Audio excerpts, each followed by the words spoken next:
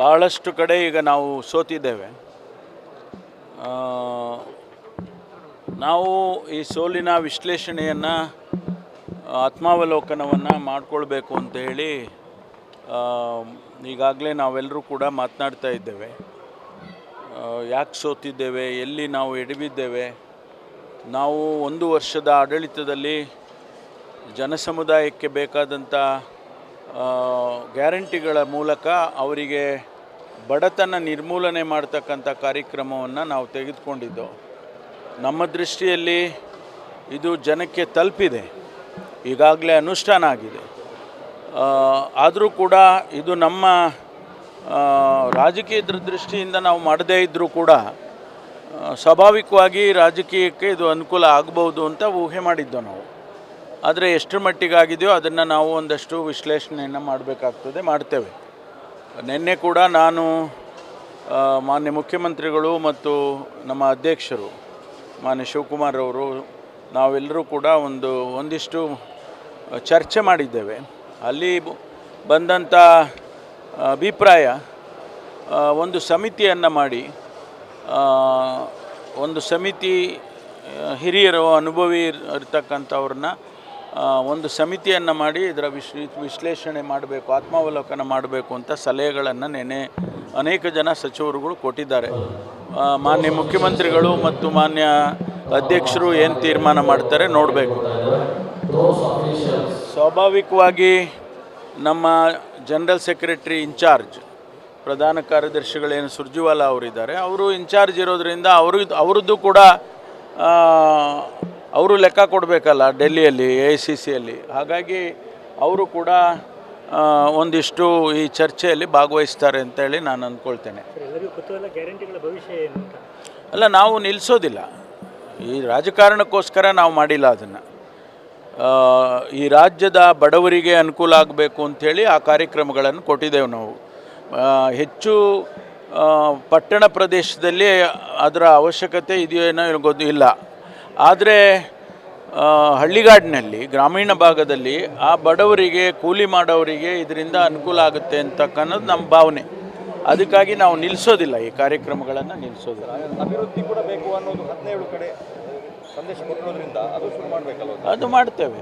ಈಗಾಗಲೇ ನಮಗೆ ಈಗ ನೋಡಿ, ಕಳೆದ ವರ್ಷ 3.27 ಲಕ್ಷ ಕೋಟಿ ಬಡ್ಜೆಟ್ ಇದ್ದದ್ದು ಈ ಬಾರಿ 3.7 ಲಕ್ಷ ಕೋಟಿ ಆಗಿದೆ. ಆ 3.27 ನೀವು ಅಷ್ಟಕ್ಕೆ ನೀವು ಇದು ಮಾಡಿಕೊಂಡ್ರೂ ಕೂಡ ನಾವು 3.7 ಆಗಿದೆಯಲ್ಲ, 2.7 ಜೊತೆಗೆ 7 ಆಗಿರೋದು ಹೆಚ್ಚಾಗಿದೆಯಲ್ಲ.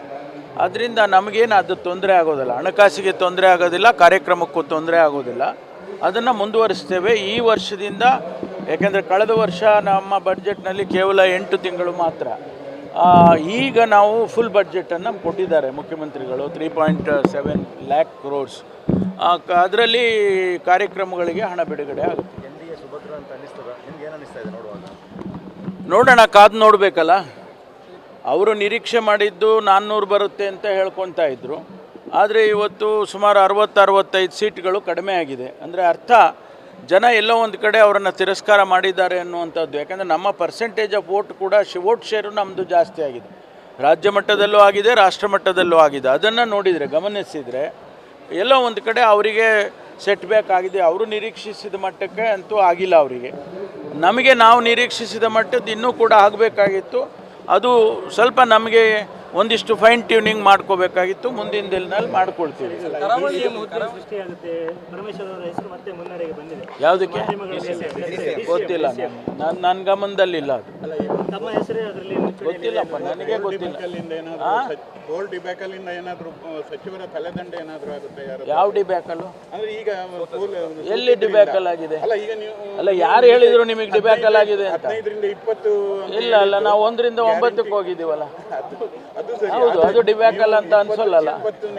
ಇಲ್ಲ, ಅದು ನಿಮ್ಮ ವಿಶ್ಲೇಷಣೆ ಇರ್ಬೋದು. ನಮಗೆ ಯಾವ ಡಿಬ್ಯಾಕಲ್ ಆಗಿಲ್ಲ. ಪರ್ಸೆಂಟೇಜ್ ಆಫ್ ವೋಟ್ ಶೇರ್ ಜಾಸ್ತಿ ಆಗಿದೆ. 1 ಸೀಟ್ ಇದ್ದಿದ್ದು 9 ಸೀಟ್ ಗೆದ್ದಿದ್ದೇವೆ. ಆದ್ದರಿಂದ ನಮಗೆ ಒಳ್ಳೇದಾಗಿದೆ ವಿನಃ ನಾವು, ಹೌದು, ನಿರೀಕ್ಷೆ ನಮಗೆ 20-28 ಗೆದಿಬೇಕು ಅಂತಿತ್ತು. ನಮಗೆ 28 ಗೆದಿಬೇಕು ಅಂತ, ನಾವೆಲ್ಲ 20 ಗೆದ್ದಿದ್ದೀವಿ ಅಂತಲೂ ಅಂದ್ಕೊಂಡಿದ್ವಿ. ನಿರೀಕ್ಷೆ ಆದಷ್ಟು ಆಗೋದು. ಈಗ ನಾವು ಅವರಿಗೆ ಡಿಬ್ಯಾಕಲ್ ಆಗಲಿಲ್ವಾ ನರೇಂದ್ರ ಮೋದಿ ಅವರಿಗೆ? ನಾನು ಅವ್ರದ್ದು ಹೇಳಿ ಅಲ್ಲ, ನಮ್ದು ಯಾಕೆ ಹೇಳ್ತೀರಿ ನೀವು? 400ಕ್ಕೆ ಈಗ ಅವ್ರು ಎಷ್ಟಕ್ಕೆ ಬಂದಿದ್ದಾರೆ? 240ಕ್ಕೆ ಬಂದಿದ್ದಾರೆ. ಅವರಿಗೆ ಡಿಬ್ಯಾಕಲ್ ಅಲ್ವಾ? ನಮ್ಮದೇನೆ ಯಾಕೆ ಹೇಳ್ತೀರಿ? ಅದು ಅವರಿಗೆ ಅಲ್ಲಲ್ಲ, ಅವರು ತೀರ್ಮಾನ ತೆಗೆದುಕೊಳ್ಬೇಕು, ಅದು ಅವರಿಗೆ ಬಿಟ್ಟಿದ್ದು. ಯಾರು ಕೂಡ ಒತ್ತಾಯ ಮಾಡಿ ರಾಜೀನಾಮೆ ಕೇಳೋದಕ್ಕೆ ಮುಖ್ಯಮಂತ್ರಿಗಳಾಗಲಿ ಅಥವಾ ಬೇರೆ ಯಾರೂ ಕೂಡ ಇಲ್ಲಿಯವರೆಗೂ ಮಾಡಿಲ್ಲ. ಅವರು ತೀರ್ಮಾನ ಅದು. ಯಾಕೆಂದರೆ ನಾವು ತನಿಖೆ ಪ್ರಾರಂಭ ಮಾಡಿದ್ದೇವೆ. ಈಗ CIDಯಲ್ಲಿ SIT ಮಾಡಿದ್ದೇವೆ. SIT ತನಿಖೆ ಮಾಡ್ತಾ ಇದ್ದಾರೆ. ಈ ಮಧ್ಯೆ ಬ್ಯಾಂಕ್ ಫ್ರಾಡ್ ಆಗಿರೋದ್ರಿಂದ ಬ್ಯಾಂಕಿನ ನಾರ್ಮ್ಸಲ್ಲಿ 3 ಕೋಟಿಗೂ ಹೆಚ್ಚು ಫ್ರಾಡ್ ಆದರೆ ಸ್ವಾಭಾವಿಕವಾಗಿ ಅದು ಯಾರನ್ನೂ ಕೇಳೋದಿಲ್ಲ, ಯಾರು ಕಂಪ್ಲೇಂಟ್ ಕೊಡಬೇಕಾಗಿಲ್ಲ, ಅದು CBI ತೊಗೊಳುತ್ತೆ. ಹಾಗಾಗಿ CBIನವರು ತೊಗೊಂಡಿದ್ದಾರೆ. CBIಗೆ ಬ್ಯಾಂಕ್ನವರು ಕೂಡ ರಿಕ್ವೆಸ್ಟ್ ಮಾಡಿದ್ದಾರೆ. ಆದ್ದರಿಂದ CBI ಕೂಡ ತೊಗೊಂಡಿದ್ದಾರೆ. SIT ನಡೀತಾ ಇದೆ. ತನಿಖೆ ಏನು ಬರುತ್ತೆ ತನಿಖೆಯಲ್ಲಿ ಅಂತ ಹೇಳಿ ಕಾದು ನೋಡೋಣ. ಸರಿ, ಮಾಜಿ ಸಚಿವ ಗೂಳಿಹಟ್ಟಿ ಶೇಖರ್ ಅವರು ಒಂದು ಭೋವಿ ನಿಗಮದಲ್ಲಿ ಹಿಂದಿನ ಸರ್ಕಾರ ಇದ್ದಾಗ 100 ಕೋಟಿ ಹಗರಣ ಆಗಿದೆ ಅಂತ ಒಂದು ಆಡಿಯೋ ಬಿಟ್ಟಿದ್ದಾರೆ. ಕೋಟ ಶ್ರೀನಿವಾಸ ಪೂಜಾರಿ ಅವರ ಮೇಲೆ ಕೂಡ ಅದರ ಬಗ್ಗೆ ನಾವು ನೋಡಿ, ನಮಗೆ ಯಾರಾದರೂ ಕೂಡ ಒಂದು ಕಾಸ್ ಆಫ್ ಆ್ಯಕ್ಷನ್ ಬೇಕಲ್ವಾ? ಯಾರಾದರೂ ಕೂಡ ಒಂದು ಕಂಪ್ಲೇಂಟ್ ಕೊಡಬೇಕಾಗ್ತದೆ. ಅಂಥ ಸಂದರ್ಭದಲ್ಲಿ ನಾವು ತನಿಖೆ ಅದನ್ನು ಮಾಡ್ತೇವೆ. ಹಿಂದಿನ ಸರ್ಕಾರದಲ್ಲಿ ಆಗಿದೆ ಅಂಥೇಳಿ ಯಾರಾದರೂ ಕಂಪ್ಲೇಂಟ್ ಕೊಟ್ಟರೆ, ಈಗ ಗೂಳಿಹಟ್ಟಿ ಶೇಖರೇ ನಮ್ಗೆ ಕಂಪ್ಲೇಂಟ್ ಕೊಟ್ಟರೆ ಸಾಕು, ನಾವು ತನಿಖೆ ಮಾಡ್ತೇವೆ. ಅಲ್ಲ, ಆಗಲಿ, ಅದನ್ನು ಎಲ್ಲೇ ಆದರೂ ಮಾಡೋಣ. ತನಿಖೆ ಯಾರು ಬೇಕಾದರೂ ಮಾಡ್ಬೋದು. ಫಸ್ಟು ಒಂದು ಕಂಪ್ಲೇಂಟ್ ಬಂತು ಅಂದರೆ ಅದನ್ನು ಯಾರು ಬೇಕಾದರೂ ತನಿಖೆ ಮಾಡ್ತಾರೆ.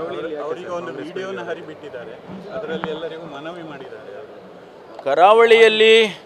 ಕರಾವಳಿಯಲ್ಲಿ ಇನ್ನೂ ನಮ್ಮ ಪಕ್ಷದ ಕೆಲಸ ಆಗಬೇಕಾಗಿದೆ. ನಾವು ಇನ್ನೂ ಕೂಡ ಸಂಘಟನೆಯ ದೃಷ್ಟಿಯಿಂದ ನಾವಿನ್ನೂ ಕೆಲಸ ಮಾಡಬೇಕು. ಪಕ್ಷದ ಸಂಘಟನೆ ಆಗಬೇಕು. ಅದನ್ನು ಮುಂದಿನ ದಿನಗಳಲ್ಲಿ ನಾವು ಅದನ್ನು ಆತ್ಮಾವಲೋಕನ ಮಾಡಿಕೊಂಡು ಈ 2 ಜಿಲ್ಲೆಯಲ್ಲಿ ಅಥವಾ 3 ಜಿಲ್ಲೆಯಲ್ಲಿ, ಕಾರವಾರನ್ನು ಸೇರಿಸ್ಕೊಂಡ್ರೆ 3 ಜಿಲ್ಲೆಯಲ್ಲಿ ನಾವು ತಯಾರಿ ಮಾಡ್ಕೋತೀವಿ. ಜಿಲ್ಲಾ ಉಸ್ತುವಾರಿ ಗೋಬ್ಯಾಕ್ ಅಭಿಯಾನ ಮಾಡ್ತಿದ್ದಾರೆ ಜಿಲ್ಲಾ ಉಸ್ತುವಾರಿ ಸಚಿವರ ವಿರುದ್ಧ. ಈ ಚುನಾವಣೆ ಆಯಿತು, ಒಂದು ಚುನಾವಣೆಗೂ ಬರಲಿಲ್ಲ, ಪ್ರಚಾರಕ್ಕೆ ಬರಲಿಲ್ಲ. ಖಾಲಿ ವಿಧಾನ ಪರಿಷತ್ ಚುನಾವಣೆಗಾದರೂ ಬರಬೇಕಾಗಿ ಜಿಲ್ಲಾ ಸಚಿವರು, ಒಂದು ನಿಮಿಷ, ಜಿಲ್ಲಾ ಸಚಿವರು ಅಂತೇಳಿ ಮಾಡೋದು ಆಡಳಿತದ ದೃಷ್ಟಿಯಿಂದ, ರಾಜಕೀಯದ ದೃಷ್ಟಿಯಿಂದ ಅಲ್ಲ, ಗೊತ್ತಾಯ್ತಾ? ಅದು ರಾಜಕೀಯದ ದೃಷ್ಟಿ ಮಾಡೋದಕ್ಕೆ ನಮ್ಮಲ್ಲಿ ಅಧ್ಯಕ್ಷರಿದ್ದಾರೆ, ಉಪಾಧ್ಯಕ್ಷರುಗಳು, ವರ್ಕಿಂಗ್ ಪ್ರೆಸಿಡೆಂಟ್ಗಳಿದ್ದಾರೆ. ಪ್ರತಿಯೊಂದು ಜಿಲ್ಲೆಗೆ ಉಸ್ತುವಾರಿಗಳನ್ನು ನೇಮಕ ಮಾಡ್ತೇವೆ, ಅವರು ಮಾಡ್ತಾರೆ. ಇವರು ಜಿಲ್ಲೆಯ ಆಡಳಿತವನ್ನು ಚುರುಕುಗೊಳಿಸೋದಕ್ಕೆ ಅಥವಾ ಅದನ್ನು ಮಾನಿಟರ್ ಮಾಡೋದಕ್ಕೆ, ಸರ್ಕಾರದ ಕಾರ್ಯಕ್ರಮಗಳ ಅನುಷ್ಠಾನ ಮಾಡೋದಕ್ಕೆ ಜಿಲ್ಲೆಯ ಉಸ್ತುವಾರಿ ಅಂತ ಹೇಳಿ ಮಾಡ್ತಾರೆ. ಅವರಲ್ಲಿ ಏನಾದರೂ ಕೂಡ ತಪ್ಪು ನೆಪ್ಪುಗಳು ಕಾರ್ಯಕರ್ತರು ಅದನ್ನು ಹೇಳಿದಾಗ ಮುಖ್ಯಮಂತ್ರಿಗಳು ಗಮನಿಸ್ತಾರೆ. ಮುಖ್ಯಮಂತ್ರಿಗಳು ಅದನ್ನು ಗಮನಿಸ್ತಾರೆ. ರಾಜ್ಯದಲ್ಲಿ ಕಾನೂನು ಸುವ್ಯವಸ್ಥೆ ಸಂಪೂರ್ಣ ಹದಗೆಟ್ಟಿದೆ ಅಂತ ಬಿಜೆಪಿ ಒಂದು ಆರೋಪ ಇದೆ. ಶಿವಮೊಗ್ಗದಲ್ಲಿ 11 ಕಡೆ ಈಗಾಗಲೇ ಅನೇಕ ಬಾರಿ ನಾನು ಉತ್ತರ ಕೊಟ್ಟಿದ್ದೇನೆ. ಯಾವ ಕಾನೂನು ಸುವ್ಯವಸ್ಥೆ ಹಾಳಾಗಿಲ್ಲ. ಯಾವುದು ಕೊಲೆ ಆಗಿದೆ, ಆಗಬಾರ್ದಾಗಿತ್ತು. ಕೊಲೆ ಯಾಕಾಗಿದೆ ಅನ್ನೋದನ್ನು ಅವರು ಗಮನಿಸಿದ್ದಾರೆ ಅಂತ ಅಂದ್ಕೊಳ್ತೀನಿ ನಾನು. ಆದರೆ ಕಾನೂನು ಸುವ್ಯವಸ್ಥೆ ಅಂದ್ರೇನು? ಎಲ್ಲಿಯಾದರೂ ಕಮ್ಯುನಲ್ ಕ್ಲಾಶಸ್ ಆಗಿದೆಯಾ? ಎಲ್ಲಿಯಾದರೂ ಕೂಡ ಸಂಘರ್ಷ ಆಗಿದೆಯಾ? ಅಥವಾ ಆ ರೀತಿ ಘಟನೆಗಳು ರಾಜ್ಯದಲ್ಲಿ ಎಲ್ಲಿಯಾದರೂ ಕೂಡ ಕಳೆದ 1 ವರ್ಷದಿಂದ ಆಗಿದೆಯಾ? ಎಲ್ಲ ನಮ್ಮ ಗಣೇಶನ ಹಬ್ಬ ಆಯಿತು, ರಂಜಾನ್ ಆಯಿತು, ಎಲ್ಲವೂ ಸುಖಕರವಾಗಿ ಅಂತ್ಯ ಆಗಿದೆ.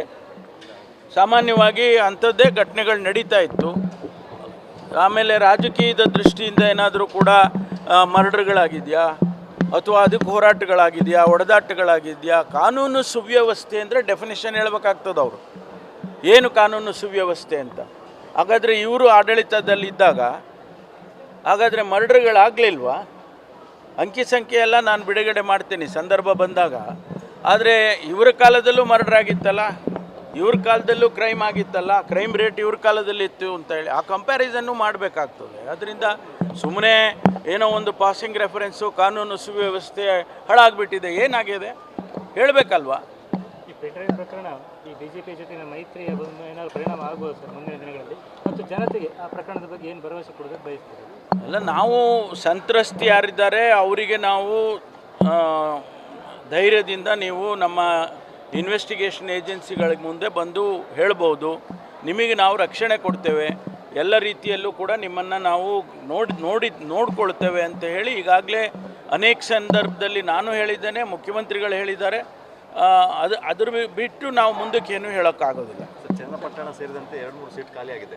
ಡಿ ಕೆ ಸುರೇಶ್ ಅವರು ಚನ್ನಪಟ್ಟಣದಿಂದ ಅಂತೇಳಿ ಅದು ಗೊತ್ತಿಲ್ಲ, ಅದು ಅಧ್ಯಕ್ಷರಿಗೆ ಬಿಟ್ಟಿದ್ದು. ರಾಜಕೀಯದ ತೀರ್ಮಾನಗಳು ನಮ್ಮ ಅಧ್ಯಕ್ಷರಿಗೆ ಬಿಟ್ಟಿದ್ದು. ಸದ್ಯದಲ್ಲಿ ಸಚಿವ ಸಂಪುಟ ಪುನರ್ರಚನೆ ಏನಾದರೂ ಇದೆಯಾ ಗೊತ್ತಿಲ್ಲ, ಅದು ಮುಖ್ಯಮಂತ್ರಿಗಳು ಹೇಳ್ತಾರೆ. ನಾವು ಇಲ್ಲಪ್ಪ, ನಮಗೆ ಗೊತ್ತಿಲ್ಲ, ನೀವು ಎಲ್ಲಿ ಹೇಳ್ತಾ ಆಕಾಂಕ್ಷಿ ಅಲ್ವಾ ಅಂತ ಸರ್? ದಲಿತನದ ಒಂದು ಶೂಟೌಟ್ ಆಗಿದೆ, ಅದು ಟ್ರೇಲ್ ಆಗಿಲ್ಲ. ದಲಿತನ ಶೂಟೌಟ್ ಕೃಷ್ಣ ಮಾಡ್ತೇವೆ, ಯಾವುದನ್ನು ಬಿಡೋದಿಲ್ಲ ನೋಡ್ರಿ. ಯಾರು ಶೂಟೌಟ್ ಮಾಡ್ತಾರೆ, ಅವರು ಮರ್ಡರ್ ಮಾಡ್ತಾರೆ, ಯಾರು ಕ್ರಿಮಿನಲ್ ಆ್ಯಕ್ಟಿವಿಟಿ ಮಾಡ್ತಾರೆ, ಯಾರನ್ನು ಕೂಡ ನಾವು ಬಿಡೋದಿಲ್ಲ, ರಕ್ಷಣೆನೂ ಮಾಡೋದಿಲ್ಲ, ಅವ್ರನ್ನ ಬಿಡೋದಿಲ್ಲ, ಕಾನೂನು ಅಡಿಯಲ್ಲಿ ತರ್ತೇವೆ.